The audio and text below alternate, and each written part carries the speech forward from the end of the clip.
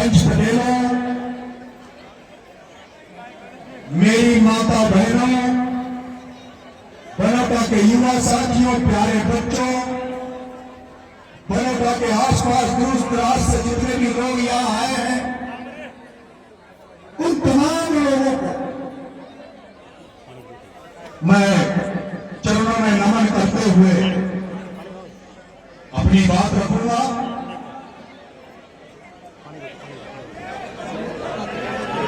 मैं जब तक बोलूं, मैं चाहता हूं कि मेरी बात को आप सुने, बीच में किसी तरह के नारे ना लगाएं, किस तरह से बात ना लगाएं। आज आपके इस गांव में बाबा रामदेव का मेला यहां आयोजित हो रहा है। वो लोग हाथ खड़ा करें, वो लोग हाथ खड़ा करें जो बाबा रामदेव के जीवन को जानते हैं, उनके इतिहास को जानते हैं। वही लोग हाथ खड़े करना जो बाबा रामदेव के इतिहास को जानते हैं। सब लोग जानते हो बाबा रामदेव का जन्म कब हुआ था? कितने लोग जानते हो बाबा रामदेव का जन्म कब हुआ था? कितने लोग जानते हो? अब हाथ खड़े नहीं हुए। बाबा रामदेव को हम नहीं जानते, उनके इतिहास को नहीं जानते, उन्होंने जीवन में क्या किया नहीं जानते। बस हम तो सब लोग पूछते हैं, इसलिए हम भी बाबा रामदेव को पूछते हैं। लेकिन केवल जब बाबा रामदेव के बारे में नहीं जानते तो फिर पूछने का फायदा भी क्या है? जिसको हम जानते नहीं, पहचानते नहीं, तो उसको पूछने का क्या फायदा? मैं कहना चाहता हूं बाबा रामदेव, जिनको राम सा पीर भी कहा जाता है, जिनको लोक देवता की तरह पूजा जाता है, एक ऐसा लोक देवता बाबा रामदेव, राम सा पीर, जिसको हिंदू भी अपना राधे देव मानते हैं और जिसको मुस्लिम समाज भी पूजता है, मुस्लिम समाज भी उस बाबा रामदेव में आस्था रखता है।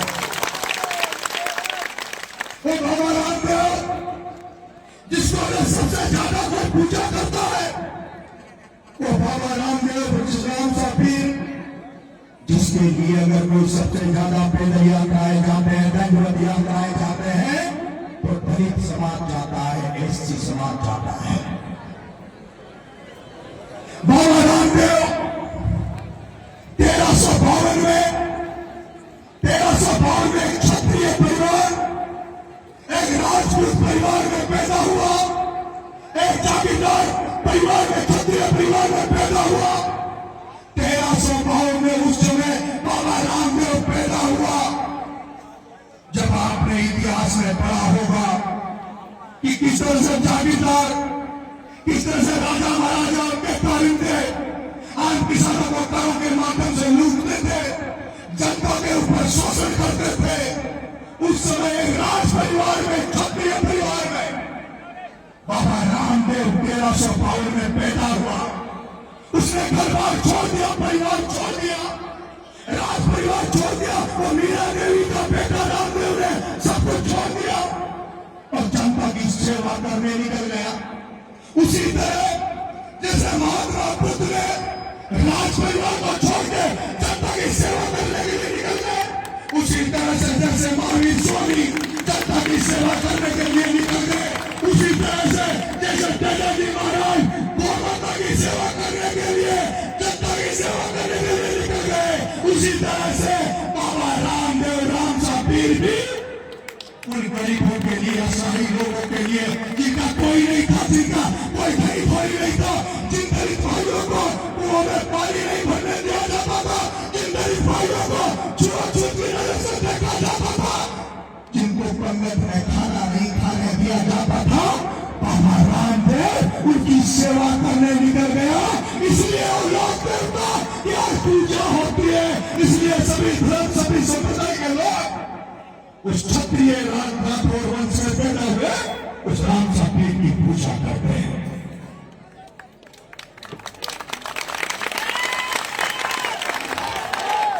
आज उस राम सा पीर के इस मेले, इस मरंगन में आया क्या मैं अगर मुझे समय देंगे तो क्या मैं लंबा बोल सकता हूं या फिर मैं थोड़ा छोट बोल के छोटा करूं? नहीं नहीं आराम से बोलिए। आप अगर समय देंगे तो मैं लंबा बोल सकता हूं। हाँ, आपकी हाजिरी में परमिशन कोई टाइम नहीं दिया। जैसे जैसे महावीर स्वामी पैदा हुए, महात्मा बुद्ध पैदा हुए, इस देश में बहुत महान आदमी पैदा हुए। इस देश में आजादी के पहले ही बहुत पैदा हुए। वैदिक काल से, रामायण काल से, महाभारत काल से लेकर आज तक हजारों महान पुरुष इस देश में पैदा हुए। इस देश में आदर्श पुरुष भगवान राम भी पैदा हुए। इस देश में कृष्ण भगवान भी पैदा हुए। इस देश में आजादी में महात्मा गांधी भी पैदा हुआ। इस देश में आजादी की लड़ाई लड़ने वाला वो 23 साल का बच्चा भगत सिंह भी इस भारत में पैदा हुआ, जिसने भारत की आजादी के लिए फांसी का फंदा अपनी इच्छा से चुक लिया। इस देश में जब सामाजिक असमानता थी, जब इस देश में सामाजिक असमानता थी, आदिवासी भाइयों को जंगल में लेना पड़ता था, दलित भाइयों के साथ छुआछूत होता था, तब इसी भारत में बाबा साहब भीमराव अम्बेडकर पैदा हुए। और बाबा साहब भीमराव अम्बेडकर और डॉक्टर जवाहरलाल भी इसी देश में पैदा हुए, जिसकी वजह से आज हम सब कुछ देख पा रहे हैं। आज हमको सब कुछ है उस बाबा साहब भीमराव अम्बेडकर के आरक्षण की देन है, जो आज हम अच्छे अच्छे कपड़े पहन के कन्या दंगल पर दंगल यहाँ आ रहे हैं। लेकिन देश की आजादी के लिए बहुत लोगों ने अपने प्राण त्याग दिए, लेकिन देश आजाद हुआ 1947 में। देश आजाद हुआ। अरे 1947 से पहले बाद में तो बहुत सारे देश इस वर्ल्ड में आजाद हुए। अमेरिका भी अमेरिका कई ऐसे देश पैदा हो गए जो भारत से बहुत आगे निकल गए। लेकिन भारत 1947 की आजादी के बाद जैसे जैसे वर्ष निकल रहे, जैसे जैसे आगे बढ़ रहे, ये भारत खोखला होता जा रहा है, भारत खत्म होता जा रहा है।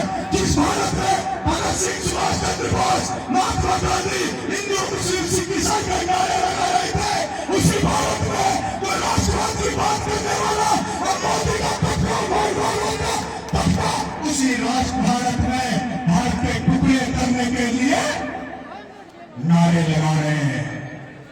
बटोगे तो कट जाओगे, बटोगे तो कट जाओगे, एक रहोगे सिर्फ रहोगे, एक रहो। इससे बंटवारा करवाना चाहते हो भारत? अरे एक बंटवारा तो तुमने देश की आजादी की 1947 में करा दिया, जब देश का बंटवारा हुआ, अखंड भारत का बंटवारा हुआ, लाखों लोगों ने अपनी जान दे दी, लाखों लोगों ने जान दे दी। इधर से जो उधर को जा रहे थे, उधर से जो इधर आ रहे थे, लाखों हिंदू मर गए, मुसलमान मर गए। क्या तब भी तुम्हें दया नहीं आई? क्या तुम्हें तुम्हारा पेट नहीं भरा? जब इस देश में, जिस देश में महावीर स्वामी जैसे लोग बड़े हुए, उसी देश में क्या तुम अभी भी हिंदू मुसलमान के लिए क्यों लड़ रहे हो? तो जाति धर्म के नाम पर इस देश को बर्बाद करना चाहते हो? मेरे भाइयों, मेरे पंचमेरों, मेरी माताओं, मेरे बहनों, मैं बहुत लंबा हो जाएगा, मैंने अपनी बात कही। मैंने राजनीति में और सामाजिक जीवन में और घर में एक बात सीखी है कि पूत सपूत तो चौधन संचे, पूत सपूत तो चौधन संचे और पूत कपूत तो चौधन संचे। हरे नरेश, सब कुछ है जो नाम है। अगर जिंदगी में अंतिम यात्रा निकलेगी सत्संग घाट में, जब शरीर जाएगा उसके बाद केवल नाम बचेगा, उस नाम के अलावा कुछ नहीं बचेगा। जैसे कर्नल किरोड़ीलाल भेसरा उदाहरण हुए और अभी हुए, मेरे पतंग में कन्या देने वाले गीत गा रहे थे। मैं अपनी बात कहता हूँ, यही माधुपुर की बात कहता हूँ। मैं अभी जब 8 महीने जेल में रहा, जेल में क्यों डाला आपको पता है? जेल में तो डाल दिया, मैंने गलती करी थी, लेकिन गलती की सजा 8 महीने नहीं थी। गलती में 307 नहीं बन रहा था, गलती इतनी बड़ी नहीं थी तो बार बार जमानत खारिज हो जाए। गलती सिर्फ इतनी थी कि मैं बीजेपी की बदचुनी नहीं करता, बीजेपी का इंकलाब नहीं करता। वो जान रहे थे इसको भी अगर हाथी पटेल की तरह मुकदमे लगा के जेल में डाल देंगे, इसी को नरेश मीणा को भी जैसे ईडी सीबीआई करके मुकदमे लगा के कानून को फंसा कर जिस तरह से लोगों को डरा धमका कर बीजेपी को दबा देता है, इसी तरह से नरेश मीणा को भी डरा धमका कर जेल डालकर इससे भी बीजेपी ज्वाइन करवा देंगे।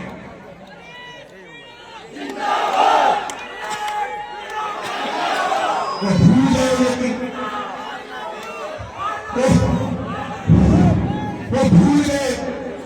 वो भूल गए।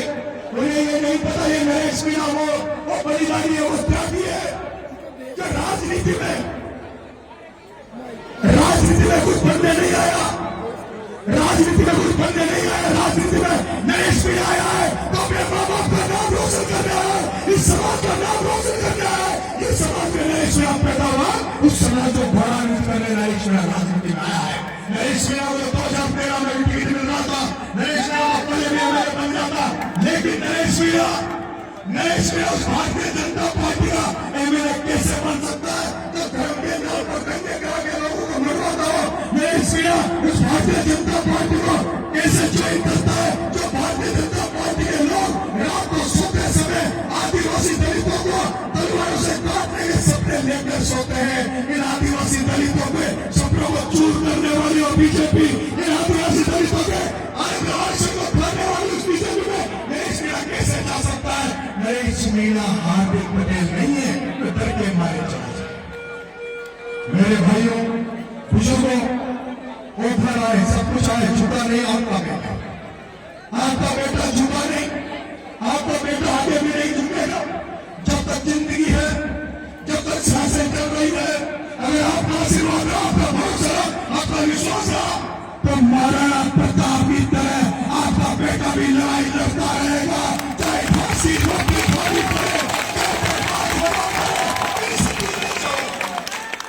आप अभी देख रहे होंगे जिस तरह के हालात मेरे आमने सामने बन गई है, जैसे हालात मेरे आमने सामने बन गए, मैं मेरे बच्चों को लेके घूमता हूँ, इसलिए घूमता हूँ। मुझे लगता है कि मेरी जिंदगी शायद कितनी दिनों की जिंदगी है, पता नहीं मुझे कब कौन मरवा देगा, कौन जेल देके मरवा देगा। एक तो मुझे भाई ने 15 करोड़ रुपए की सुपारी मुझे मरवाने के बारे में दे दी थी। मुझे तो भरोसा नहीं है जिस तरह से मैं जिन लोगों से लड़ रहा हूँ वो लोग मुझे कब मरवा दे, लेकिन नरेश मीणा अगर मर जाए, मैं अगर अपने आप को आपके लिए कुर्बान कर दूं तो आपसे केवल यही आशा करता हूँ, उम्मीद करता हूँ कि मुझे अगर चिंता है तो मेरा एक बेटा और बेटी है, समाज उनको जरूर पाल लेना, समाज उनको बच्चों को पाल पोस कर जरूर करते देना, उन्हीं की चिंता है और किसी की चिंता नरेश मीणा के छीने रहे। मेरे भाइयों, यहाँ के पंच पटेल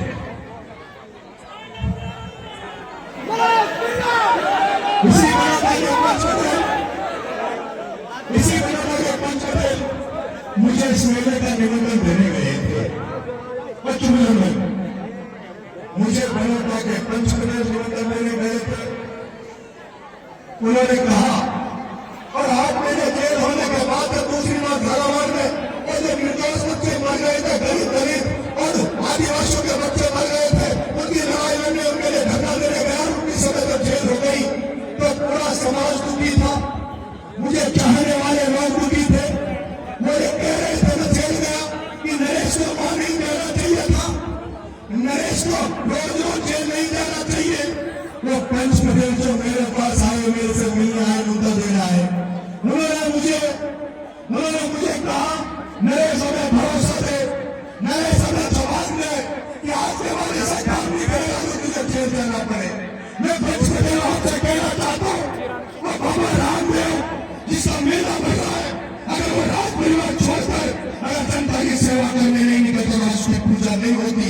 मैं आपको वादा करता हूँ जो मैंने भरोसा आपको दिया है, आज के बाद गांधीवादी तरीके से आंदोलन करूंगा, लेकिन नरेश मीणा को हाथ कम से कम धरना प्रदर्शन से मत रोको। जिस नरेश मीणा को सरकार धरना प्रदर्शन से रोकना चाहती है, कानून नरेश मीणा को रोकना चाहता है। मैं समाज से परमिशन मांग रहा हूँ, आशीर्वाद मांग रहा हूँ कि मुझे धरना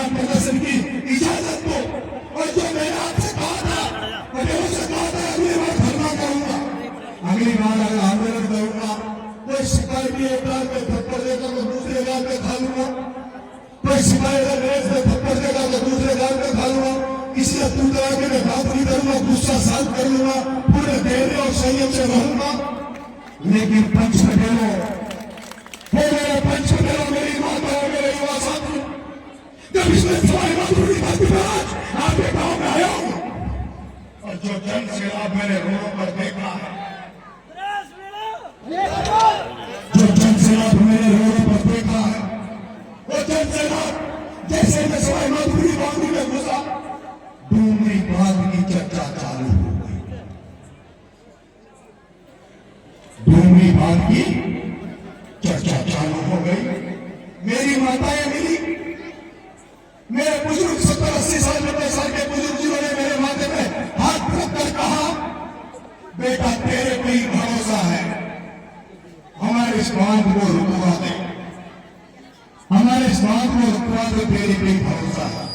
मैं तो पटेल जी गए, मैं आपसे परमिशन मांग रहा हूं, मैं परमिशन मांग रहा हूं। डोगरी बांध का आंदोलन है, जब तक मुझे परमिशन दे दो भगत सिंह बने रहने की, मुझे परमिशन दे दो भगत सिंह बने रहने की, क्योंकि मैं चाहता हूं आप लोग मुझे अहिंसा के मार्ग पर इसलिए चलाना चाहते हो क्योंकि आपका दिल मेरे लिए धड़कता है, आपकी भावनाएं मेरे लिए धड़कती है।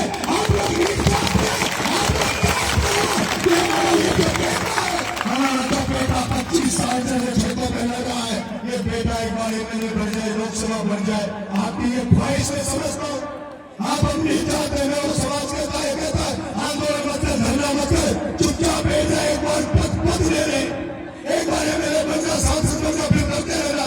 अरे मेरे पंचपटलों में पूछना चाहता हूँ, क्षेत्र गांव के लोग, क्षेत्र गांव के लाखों लोग जब वो खत्म हो जाएंगे, उजड़ जाएंगे, बच्चे बर्बाद हो जाएंगे, तो फिर मेरा एमएलए बनने का, साथी बनने का मतलब क्या रहेगा?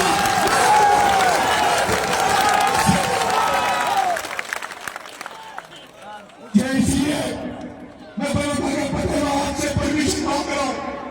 मैं इस आंदोलन तब तक चले, जब तक मुझे आशीर्वाद दे दो, मुझे हिम्मत दे दो, मुझे भरोसा दे दो।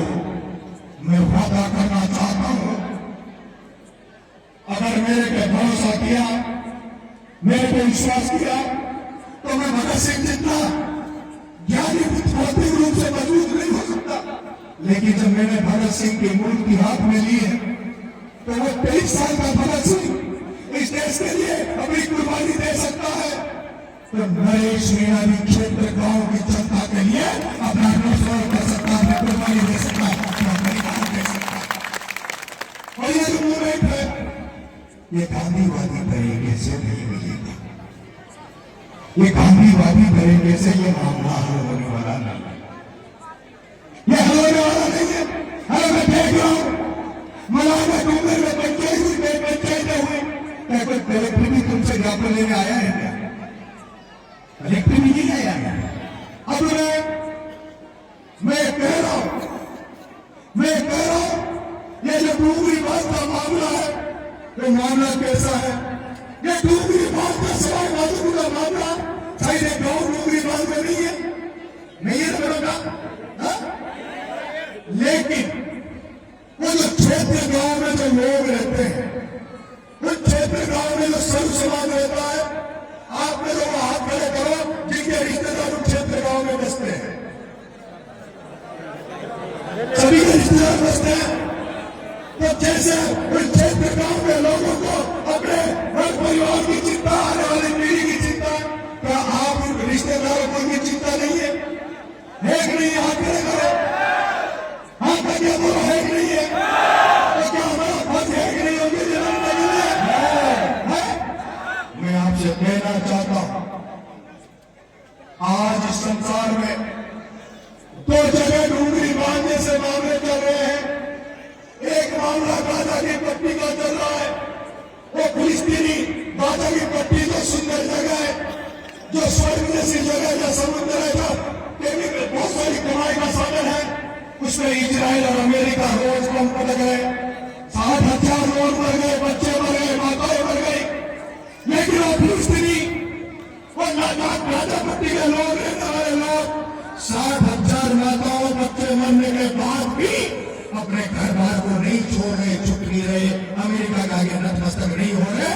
क्योंकि वो अपनी जमीन जहां पैदा हुए उसको नहीं छोड़ना चाहते। उसी तरह यूक्रेन एक देश है, छोटा सा यूक्रेन, उस पर रूस रोज मिसाइलें चल रही है, हजारों लोग मर रहे हैं, लेकिन वो एक ही लड़ाई है, वो यूक्रेन से रूस कब्जा करना चाहता है। जैसे मोदी इन क्षेत्र गांव में इन माधोपुर में कब्जा करना चाहता है या फैक्ट्रियां खोलना चाहता है, या दिल्ली बम्बई हाईवे निकला आज दूसरी बात करेगा तो दिल्ली बम्बई हाईवे के आसपास के गाँव को बर्बाद कर दिया जाएगा, यहाँ भी फैक्ट्रियां खुलेगी, उनसे जमीनें छीन ली जाएगी और उसके बाद पहले डूंगरी बांध बनाया जाएगा, उसके बाद दिल्ली बम्बई के आसपास से गांव को खाली करवाया जाएगा। उसी तरह से फिर चीता कॉरिडोर धौलपुर से लेकर बारा तक जहाँ रहते हैं, क्योंकि जंगलों के आसपास तो आदिवासी रहते हैं, दूसरे भाई रहते हैं जो गाय बेच खिलाते हैं, इन दूसरे भाइयों को, इन मीणा भाइयों को तो एक हो रहे और इस आंदोलन को तो सर्व सवाल एक हो रहा है। मोदी यही तो चाहता है, ताकत इस एरिया में दिख रही है, असलदार को यही तो चिंता है। अरे पहले वो भेड़ों से काउंटे वसुंधरा राजे सिंधिया ने पहले गुजर मीणाओं को मरवा दिया, ये मोदी सरकार फिर से यहाँ पर टकराना चाहती है, आपको खत्म करना। मैंने कहा अगर आप लोगों का आशीर्वाद रहा, आपका भरोसा रहा, विश्वास रहा, तो भजनलाल को क्या, भजनलाल को क्या नरेंद्र मोदी आ गया ना, और कोई ईट उद्घाटन करने आ गया, कहेंगे उस ईट के नीचे चाहे वो देश का कितना बड़ा व्यक्ति हो, उस ईट के नीचे समाधि बनाकर वही जमीन में गाड़ देंगे, लेकिन आपका साथ और साथ कैसे चाहिए, साथ कैसा चाहिए, साथ ऐसा चाहिए जैसे गुर्जर समाज ने कर्नल फैसला के नेतृत्व में जब गुर्जर समाज अपने हाथों की लड़ाई लड़ने गया, पूरे आत्मविश्वास से गया, उन्होंने जब पत्नी में बैठे बहत्तर लोग शहीद हो गए, गोलियां चली, लोगों की लाशें गिर गई, लेकिन दूसरों ने पीठ नहीं दिखाई, पहले फैसले ने पीठ नहीं दिखाई, और यही कारण है कि दूसरों को आरक्षण मिला। आज अगर गुर्जर समाज में नौकरी मिल रही, उस कर्नल फैसले की पूजा पाठ हो रही है। अगर आप चाहते हो कि डूंगरी बात नहीं बने, तो उसी तरह जैसे गुर्जर समाज ने कर्नल साहब के साथ रहकर लड़ाई लड़ी, यहाँ गुर्जर मीणा सातों जात मुसलमान सबको अपने अपने देवता की कसम खाकर 21 तारीख को चकेरी में पंचायत है, उसमें मौका दे रहा हूँ, उसमें आ जाना, दम से आ जाना, दम से आ जाना। अरे जनता में ताकत होती है तो अभी नेपाल का हाल देख लो, जनता जब जग जाती है, प्रधानमंत्री के घर में आग लगा दी, प्रधानमंत्री के कत्थे पर हो गए, प्रधानमंत्री भागे भागे फिर रहे। अगर तुमने सोच लिया तो मैं कह रहा हूँ डूंगरी बात को छोड़ दो, भजनलाल मुख्यमंत्री का देख छोड़ के बात रहेगा।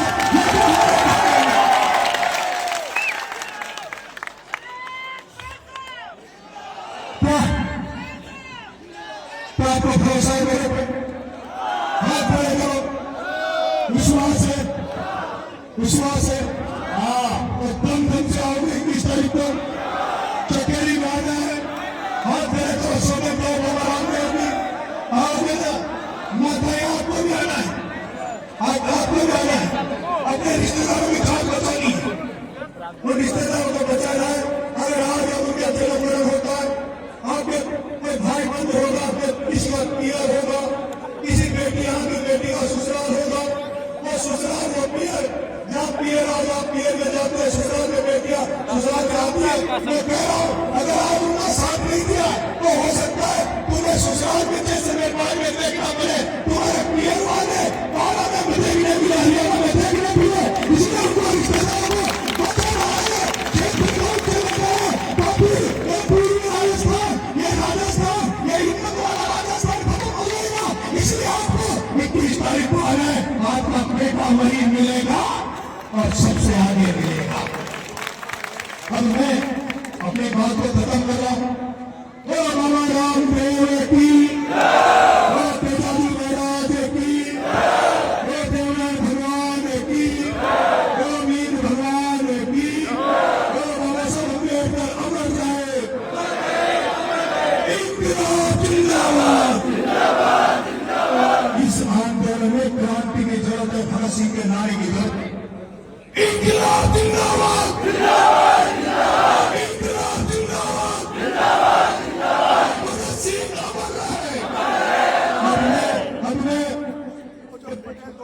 जी आपसे परमिशन चाहता हूं, यहाँ पर बोलने के आदेश प्लीज प्लीज बाबा